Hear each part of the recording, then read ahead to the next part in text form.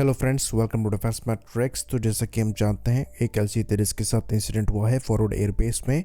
कहा जाता है ये नलिया एयरबेस में हुआ है, जहां पर एयरक्राफ्ट जो है काफ़ी हेविली डैमेज हो गया है। पायलट को भी थोड़ी सी इंजरी आई है, पर कोई सीरियस इंजरी नहीं है। पर कन्फ्यूजन यहाँ पर काफ़ी ज़्यादा क्रिएट हो गई है। कई जगह पर रिपोर्ट किया जा रहा है कि एयरक्राफ्ट क्रैश कर गया है, कई जगह पर कहा जा रहा है कि ये खाली माइनर इंसिडेंट हुआ है, पर क्लैरिटी कहीं भी नहीं है। और सबसे ख़राब बात यहाँ पर यह है कि एयरफोर्स की साइड से कोई भी स्टेटमेंट नहीं आया है किसी भी तरीके के फेक न्यूज़ को काउंटर करने के लिए, जो कि शोकेस करता है कि ऑप सिंदूर के बाद से हमने कुछ नहीं सीखा है। जो काउंटर नैरेटिव है उसके अगेंस्ट में हमारी तैयारी बिल्कुल ज़ीरो है। तो पहले इसके बारे में स्टेटमेंट नहीं आया, इसमें कोई बुराई नहीं है, लेकिन जब मेड अप स्टोरीज पर प्रोपेगेंडा निकलना चालू हो गया था, तब कम से कम एयरफोर्स की साइड से स्टेटमेंट आना चाहिए था। क्योंकि कई मीडिया हाउसेस द्वारा ये तक रिपोर्ट किया गया है कि यहाँ पर इजेक्ट भी पायलट ने किया है और प्रॉपर क्रैश हुआ है, जबकि जो बाद में रिपोर्ट आ रही है उसमें ये बताया गया है कि कोई इजेक्शन यहाँ पर नहीं हुआ है। इसलिए मार्टिन बेकर द्वारा भी ये चीज़ नहीं कही गई है, वरना इजेक्शन होता है तो मार्टिन बेकर द्वारा पहले ही ये चीज़ एडवर्टाइज कर दी जाती है। दूसरा यहाँ पर जो प्रोपेगेंडा चल रहा है वो ये चल रहा है कि पूरी फ्लीट ग्राउंडेड है। तो फ्लीट यहाँ पर ग्राउंडेड एज सच नहीं है, लेकिन प्रिकॉशन के लिए यहाँ पर जो चेक्स हैं वो किए जा रहे हैं इनको दोबारा से फ्लाई कराने के लिए, जो कि स्टैंडर्ड SOP है। तो ऐसा बिल्कुल नहीं है कि कोई सीवियर इशू यहाँ पर पाया गया है जिसको लेकर डिज़ाइन फ्लॉ निकल कर सामने आए हों और यहाँ पर पूरी फ्लीट को ग्राउंडेड करना पड़ा हो। ये प्रिकॉशनरी स्टेप लिया गया है। तेरस का सेफ्टी रिकॉर्ड काफ़ी अच्छा रहा है। थाउजेंड्स ऑफ लैंडिंग और टेक ऑफ यहाँ पर हुए हैं, वो भी इंसिडेंट फ्री। और पिछले 10 साल से खुद LC-30 एयरफोर्स द्वारा फ्लाई कराए जा रहे हैं, जिसको लेकर कोई सीरियस इशू नहीं आया है। जो पास्ट में इसके अलावा 2 इंसिडेंट हुए भी हैं, उसमें पहले इंसिडेंट में इंजन के साथ इशू था जो कि मेंटेनेंस के साथ रिलेट किया जा रहा था। दूसरे में मोस्ट लाइकली ह्यूमन एरर था, जो कि हाई G फोर्स के इन्फ्लुएंस में डिसओरिएंटेशन की वजह से लाइकली हुआ था।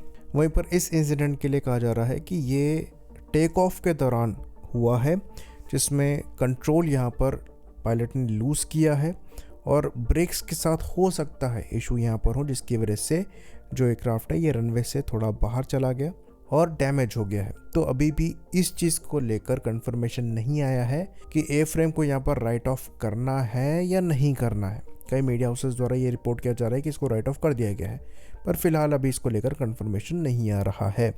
वहीं पर HAL की स्टेटमेंट की बात करें तो HAL के स्टेटमेंट से भी कोई क्लैरिटी निकलकर सामने नहीं आई। और जिस तरीके से वहाँ पर लिखा गया कि ये एक माइनर इंसिडेंट था, जिसको माइनर टेक्निकल इंसिडेंट बताया जा रहा है, तो हो सकता है एयरक्राफ्ट के साथ कुछ इशू रहा हो। ब्रेक के साथ जो इशू की बात करी जा रही है वो हो सकता है यहाँ पर एग्जिस्ट करता हो, लेकिन अगर ये एक टेक्निकल इंसिडेंट था और एयरफ्रेम राइट ऑफ करने की बात तक चल रही है तो माइनर नहीं हो सकता है। तो HAL का स्टेटमेंट भी एक तरीके से सही नहीं है और पिक्चर को क्लियर नहीं करता है। ऑल्दो ये क्लेम करते हैं कि कोई क्रैश एज सच नहीं हुआ है, इंसिडेंट ग्राउंड पर ही हुआ है। एक्सीडेंट यहाँ पर सही टर्म रहेगा, जिसमें पायलट की जान बची है और इजेक्शन नहीं करना पड़ा है। पायलट इजेक्ट कर सकते थे क्योंकि इसमें 0-0 इजेक्शन सीट है, तो 0 स्पीड 0 एल्टीट्यूड में भी पायलट यहाँ पर इजेक्ट कर सकते हैं बड़ी आसानी से। तो क्योंकि यहाँ पर इजेक्ट नहीं करना पड़ा है तो लाइकली एयरफ्रेम को आग भी नहीं लगी है। लेकिन यहाँ पर कॉस्ट एक बड़ा फैक्टर है, जिसको देखते हुए ये डिसाइड करना पड़ेगा कि इसको रिपेयर करना वायबल है या नहीं है, या फिर एयरफ्रेम को राइट ऑफ करके एक नया एयरफ्रेम ऑर्डर करना ही यहाँ पर समझदारी है। खैर, अभी यहाँ पर एकदम तो क्लैरिटी नहीं है, पर कुछ हद तक हमें पता है कि क्या हो रहा है। पर ये इंसिडेंट सवाल ज़रूर उठाते हैं, और वो सवाल ये है कि अगर इस तरीके की मिस इन्फॉर्मेशन चलती है तो एयरफोर्स की क्या रिस्पॉन्सिबिलिटी बनती है इसको काउंटर करने की।